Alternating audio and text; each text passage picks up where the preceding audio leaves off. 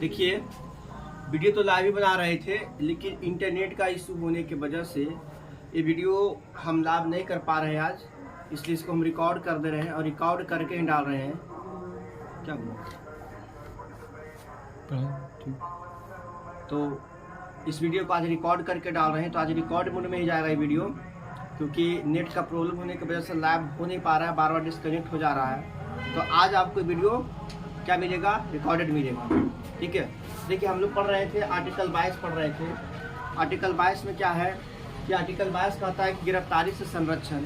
गिरफ्तारी संरक्षण का मतलब अगर पुलिस आपको गिरफ्तार किया है तो आपको संरक्षण भी करेगा, सुरक्षा भी देगा।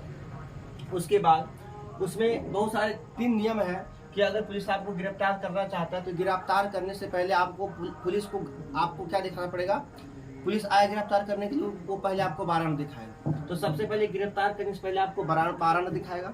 उसके बाद अगर आपको गिरफ्तार कर लिया तो 24 घंटा के अंदर न्यायालय में प्रस्तुत करेगा। 24 घंटा के अंदर न्यायालय में क्या किया जाएगा? प्रस्तुत किया जाएगा। और गिरफ्तार व्यक्ति को अपने पसंद का वकील रखने का भी क्या है? अधिकार है। गिरफ्तार व्यक्ति को अपने पसंद का वकील रखने का अधिकार है। तो अगर आप गिरफ्तार हो गए तो आपको 3 ऑप्शन है। अरेस्ट करने से पहले वो पुलिस वारंट दिखाएगा, 24 घंटे के अंदर आपको कोर्ट में ले जाएगा, गिरफ्तार व्यक्ति को अपने अनुसार वकील रखने का अधिकार है। ये 3 चीज हुआ। एक होता है निवारक निरोधक अधिनियम, प्रिवेंटिव डिटेंशन। ये क्या कहता है? ये आता है आर्टिकल 22 के चौथा में। 22 के चौथा में आता है 22 का पहला, 22 का दूसरा, 22 का तीसरा। 22 के पहला कहता है अरेस्ट करने से पहले वारंट। 22 के दूसरा 24 घंटे के अंदर न्यायालय में सशरीर प्रस्तुत करना, शरीर के साथ।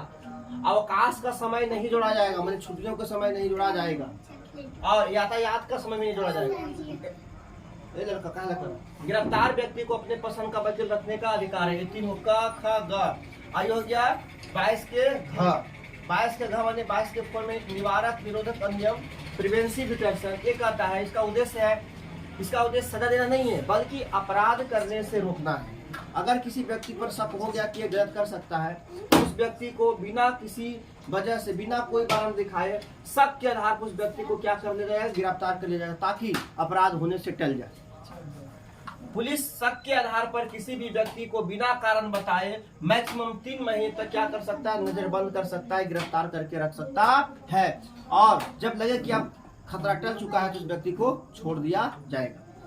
आर्टिकल 23 कहता है बलात् श्रम बेगारी, यानी आर्टिकल 23 के तहत कहता है कि आप किसी व्यक्ति को बालात श्रम नहीं करा सकते। बच्चा हला क्यों कर रहा है? लड़का हला क्यों कर रहा है? आर्टिकल 23 कहता है कि बालात श्रम बेगारी, मतलब कि आप किसी व्यक्ति को है ना बेगारी नहीं करा सकते। माने दिन भर मजदूरी किया, उसका दिहाड़ी 300 रुपया है, तो आप ऐसे नहीं कर सकते कि 100 रुपया उसको दिन भर खटाइएगा। ये गलत है। इसी को कहा जाता है क्या? बेगारी। अब बालात श्रम माने कि बलपूर्वक आप उससे नहीं करवा सकते हैं। जिस कोई व्यक्ति काम नहीं करना चाहते, हमसे नहीं होगा, हम जा रहे हैं भाई, मान लीजिए कि हम कर रहे हैं राजमिस्त्री का, हमको बीच में मन छोड़ने करें, भैया आज नहीं करें, हम जा रहे हैं, तो आपका अधिकार नहीं का रोक करना है तो करना है, गलत। ठीक है। बालात श्रम और बेगारी किसके तहत? आर्टिकल 23। आर्टिकल 23 कहता है कि आप किसी से बालात श्रम और बेगारी नहीं करा सकते हैं। आर्टिकल 24 कहता है कि 14 वर्ष से कम उम्र के बच्चों को खतरनाक काम में नहीं लगा सकते। यानी 14 वर्ष से कम उम्र का बच्चा है उसको आप कोई भी खतरनाक काम में नहीं लगा सकते हैं, तो आपको क्या हो जाएगा? सजा हो जाएगा। आर्टिकल 25 कहता है कि अंतकरण धार्मिक स्वतंत्रता, यानी 25 कहता है अंतकरण माने आप कोई भी धर्म को अपनाइए, किसी भी धर्म में रहिए, स्वतंत्र पूर्वक से किस धर्म को मानिए, आप उस धर्म को प्रचार कीजिए, उस धर्म को बताइए, उस धर्म को पूजा करिए, कुछ भी करिए, वो आपको कोई दिक्कत नहीं है। तो धार्मिक स्वतंत्रता 25 में। 14 वर्ष से कम उम्र के बच्चों को खतरनाक काम नहीं करना है 24 में। बालात श्रम बेगारी 23 में। बालात श्रम बेगारी 23। 14 वर्ष से कम उम्र के बच्चा को खतरनाक काम नहीं करना है 24। धार्मिक स्वतंत्रता 25।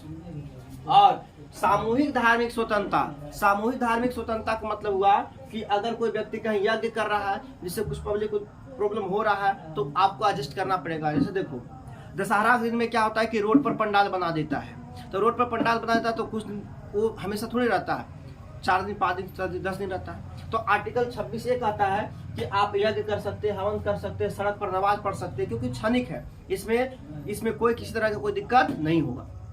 है ना। तो सामूहिक धार्मिक स्वतंत्रता का मतलब ये हुआ कि आप कहीं पर भी, अब कहीं पर की मतलब ये नहीं कि कोई ऐसा जगह पर जाकर प्रधानमंत्री का आवास में जाके मैंने अब मैंने रोड गया हुआ है आसपास में, तो वहां पर माने जाए कि आप रोड पर पंडाल बना दी कुछ दिन के लिए, तो उससे आपको कोई दिक्कत नहीं होगा, वो आपको चलेगा।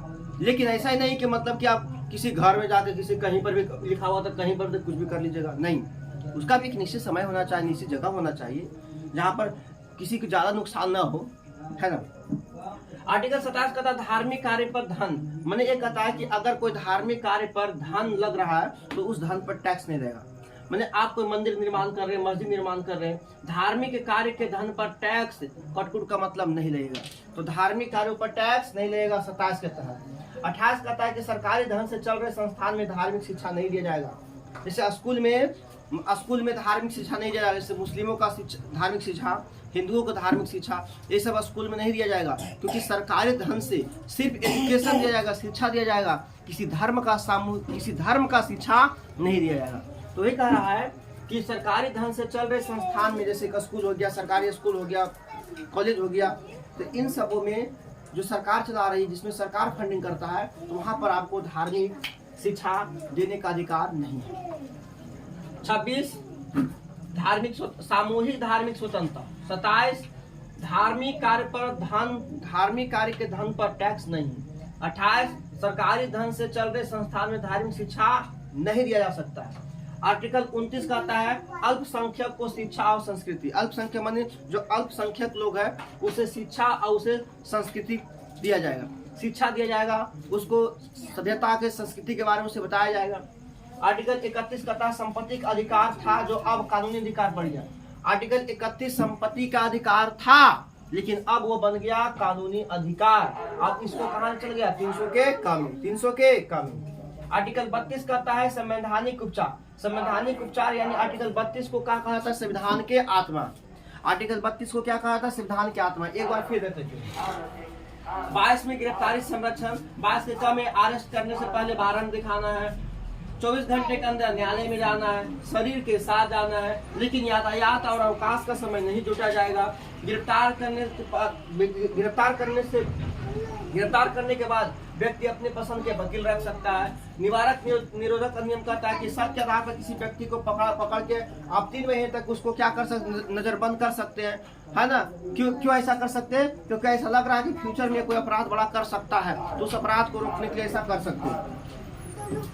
आर्टिकल 23 कहता है कि बलात् श्रम बेगारी, मैंने किसी से आप बलपूर्वक काम नहीं करा सकते, बेगारी नहीं करा सकते। 24 में 14 वर्ष से कम उम्र के बच्चों को खतरनाक काम नहीं करने देना है। 25 में अंधकरण अर्थात धार्मिक स्वतंत्रता और 26 में सामूहिक धार्मिक स्वतंत्रता। 27 में धार्मिक कार्य पर धन पर टैक्स नहीं लगेगा। 28 में सरकार धन से चल रहे संस्थान में धार्मिक शिक्षा नहीं दी जाएगी। 29 में अल्पसंख्यक को शिक्षा संस्कृति। 31 जो था संपत्ति का अधिकार जो अब क्या बन गया, कानूनी अधिकार कहाँ चल गया, 300 के कम। 32 संवैधानिक उपचार है अर्थात 32 को संविधान के आत्मा कहा जाता है। और संवैधानिक उपचार में 5 प्रकार का रीट आता है, वो रीट हम कल पढ़ाएंगे, कल आपको बताएंगे, क्योंकि आज समस्या बहुत चल रहा है। देखिए बगल से आपको बैक में साउंड जा रहा होगा, आज मंगलवार है तो मंगलवार को मंदिर पर गान बजाना होता है तो साउंड जा रहा होगा, जिसकी वजह से हमें भी परेशानी हो रहा है और नेट का भी इशू चल रहा है, इसलिए हम इस वीडियो को रिकॉर्ड कर रहे हैं। तो आई होप आप मेरी प्रॉब्लम को आज समझे होंगे। आज किसी भी तरह से एडजस्ट कर लीजिए, कल से आपको ये समस्या देखने को नहीं मिलेगा, बैक साउंड नहीं मिलेगा, इतना हल्ला नहीं मिलेगा। आज किसी भी तरीके से थोड़ा सा एडजस्ट कर लीजिए। हम भी कोशिश किए कि जल्दी जल्दी इसको बताया जाए, ना की जगह पर कम से कम हाँ तो किया जाए, अरे ना पढ़ाते तो दिक्कत है, इससे थोड़ा सा पढ़ा देते हैं, ठीक है। तो आज फिर मैनेज कर लीजिएगा, कल से फिर इस चीज़ को सुधारा जाएगा, ठीक है। सब खुश रहिए अपने अपने जीवन में, सबको गुड नाइट।